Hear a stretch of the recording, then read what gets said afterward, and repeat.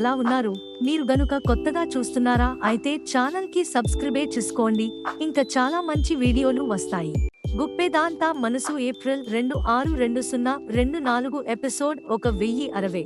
పోలీసులు మనోని అరెస్టు చేసి తీసుకువెళ్తారా? గుప్పెదాంతా మనసు ఏప్రిల్ 26/2024 ఎపిసోడ్ 1060.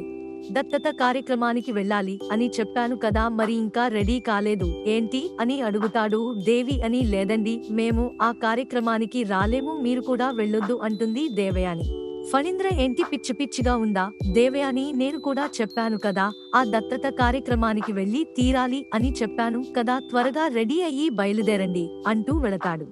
శైలేంద్ర మామ్ ఇంకా చూస్తే ఏంటి, వెళ్ళి రెడీ అవ్వు, మనం ఈ కార్యక్రమానికి వెళదాము అంటాడు. దేవయాని ఏంటి శైలేంద్ర, నీకు ఏమైనా పిచ్చి పట్టిందా? మనము ఆ కార్యక్రమానికి వెళితే మనకే నష్టం జరుగుతుంది నాన్న, అయినా నేను ఆ కార్యక్రమానికి రాలేను అంటుంది.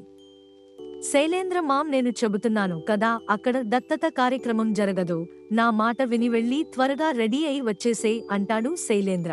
దేవి అని ఏంటి శైలేంద్ర, నీ కాన్ఫిడెన్స్ ఇంతకు ముందు కూడా ఎన్నోసార్లు ఇలాగే చేశావు, చివరి నిమిషంలో ఫెయిల్ అయిపోయావు, అలా జరుగుతుందనుకున్నాను, లేదంటే ఇలా. Guppedantha Manasu today episode April 26/2024 episode 1060 highlights. జరుగుతుందనుకున్నాను అంటూ డిప్రెషన్ లో వచ్చి ఏం చేయాలో తెలియక బెల్ట్ తో కొట్టించుకుంటావు, ఇప్పుడు కూడా అదే జరిగింది, నీ మీద నాకు నమ్మకం లేదు శైలేంద్ర, ఆ కార్యక్రమం జరుగుతుంటే నేను చూస్తూ ఊరుకోలేను అక్కడికి, అందుకే నేను రాలేను అంటుంది దేవయాని. శైలేంద్ర లేదు మామ్, ఈసారి ఖచ్చితంగా ప్లాన్ చేశాను, దత్తత కార్యక్రమం ఆగిపోతుంది అని చెబుతాడు. దేవయాని అలా ఎలా జరుగుతుంది, ఒకవేళ ఆ మనుగాడు కార్యక్రమానికి వస్తే ఏం చేస్తావు అని అడుగుతుంది. శైలేంద్ర లేదు మామవాడు ఖచ్చితంగా రాడు, ఒకవేళ వచ్చిన ఆ కార్యక్రమం పూర్తి అవ్వదు, ఇది నేను బల్లగుద్ది చెబుతున్నాను అంటాడు శైలేంద్ర. దేవయాని అంతే అంటావా శైలేంద్ర, నీ మాటలు నమ్మొచ్చంటావా అని అంటుంది. శైలేంద్ర నిజం మామ్, నన్ను నమ్ము ఈసారి అంటాడు. దేవయాని సరే నిన్ను నమ్ముకుని వస్తున్నాను అని అంటుంది. దేవయాని వెళ్లి రెడీ అయ్యి వస్తుంది. అందరూ కలిసి మహేంద్ర వాళ్ళ ఇంటికి చేరుకుంటారు. కట్ చేస్తే మహేంద్ర ఫణీంద్ర వాళ్ళ దగ్గరికి వెళ్లి రండి అన్నయ్య వచ్చేసారా, పదండి కార్యక్రమం మొదలు పెడదాము రండి అంటూ తీసుకువెళతాడు. దేవయాని మహేంద్ర మర్చిపోయాను ఏంటి, మను కనిపించడం లేదు అని అడుగుతుంది. మహేంద్ర వస్తున్నాడు వదిన గారు అని చెబుతాడు. దేవయాని వస్తున్నాడా, లేదం వస్తున్నాను అని చెప్పి రాకుండా ఉంటాడేమో, ఎందుకైనా మంచిది ఒకసారి ఫోన్ చేసి కనుక్కో మహేంద్ర మను ఎక్కడి వరకు వచ్చాడో అని వెటకారంగా మాట్లాడుతుంది దేవయాని. ఫణీంద్ర ఏంటి దేవి అని, అసలు నీ నోరు ఎక్కడ ఊరుకోదా, ఎప్పుడు ఏదో ఒక అపశకనం మాటలు మాట్లాడుతూనే ఉంటావు, ఇక్కడి నుండి వెళ్లేంత వరకు నువ్వు నోరు విప్పొద్దు అంటాడు ఫణీంద్ర. మహేంద్ర అమ్మ వసుధార మను ఎక్కడ వరకు వచ్చాడు ఒకసారి ఫోన్ చేసి కనుక్కో అంటాడు. వసుధార అలాగే మామయ్య అంటూ వసుధార మనకి ఫోన్ చేస్తుంది. మను ఫోను కలవకపోవడంతో మామయ్య మన గారి ఫోను కలవడం లేదు అని చెబుతుంది.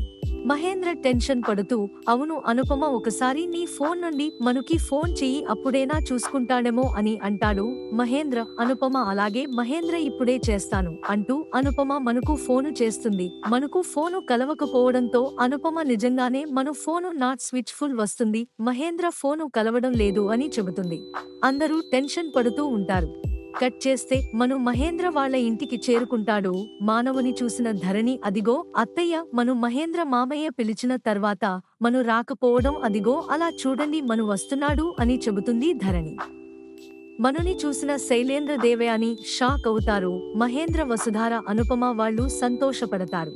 పంతులుగారు అయ్యా, దత్తత తీసుకునే వాళ్ళు ఇలా వచ్చి కూర్చుండి, అలాగే దత్తత ఇచ్చే వాళ్ళు కూడా వచ్చి కూర్చుండి అని అంటాడు. మహేంద్ర పంతులుగారు దత్తత తీసుకుంటాన కాని నేను అనుపమ దగ్గర నుండి పూర్తిగా లాగేసుకోలేను, ఎందుకంటే తను మనం కన్న తల్లి, తను కూర్చొని అప్పచెప్పడం అదంతా వద్దు, మనుని ఎవరు వదులుకోలేరు, ఎందుకంటే మనం అంటే అందరికీ ఇష్టమే కాబట్టి ఎవరి నుండి దూరం చేయను, నా వరకు మాత్రమే నేను దత్తత తీసుకుంటున్నాను, మను అందరిలో ఎప్పటిలాగే అందరితో ఉండాలి అని అంటాడు. మహేంద్ర పంతులుగారు అలా అయితే మీరు మాత్రమే కూర్చుంటే బాబు అమ్మ మీరు ఇవ్వాల్సిన అవసరం లేదు, తను మాత్రమే తీసుకుంటున్నాడు, మీరు పక్కకు ఉండండి అంటాడు పంతులుగారు. కార్యక్రమం మొదలైపోతుంది. అన్ని తంతువులు పూర్తి అయ్యి లాస్ట్ వస్తుంది. పంతులుగారు అయ్యా మీరు ఎవరైనా వచ్చి ఇతని చేతుల్లో పాలు పోయండిగా, ఆఖరి ఘట్టం ముగిసిపోయినట్టే, దత్తత కార్యక్రమం పూర్తి అయినట్లే అంటాడు పంతులుగారు. ఫణీంద్ర అలాగే పంతులుగారు అంటూ పాలు పోయడానికి వెళతాడు. ఫణీంద్ర ఒరే శైలేంద్ర, ఈ కార్యక్రమం అంతా అయిపోయింది, ఇంక నువ్వేం చేస్తావు, ఏమీ చేయలేవు అని అంటుంది. శైలేంద్ర చూస్తూ ఉండు మామ్, ఆఖరి క్షణంలో ఏదైనా జరగొచ్చు అంటాడు. అప్పుడే పోలీసులు మహేంద్ర వాళ్ళ ఇంటికి వచ్చి ఈ కార్యక్రమం ఆపండి అంటూ ఆపి వేస్తారు. మహేంద్ర ఏంటి ఎస్ఐ గారు ఇలా వచ్చారేంటి అని అడుగుతాడు. ఎస్ఐ చెబుతాను, ఈ మనోని అరెస్టు చేయడానికి వచ్చాము. ఈ మన రాజీవ్ అనే అతన్ని హత్య చేసి పారిపోయి ఇక్కడికి వచ్చాడు అని చెబుతాడు. మను లేదు, అది పచ్చి అబద్ధం, నేను అతన్ని ఏమీ చేయలేదు అని అంటాడు.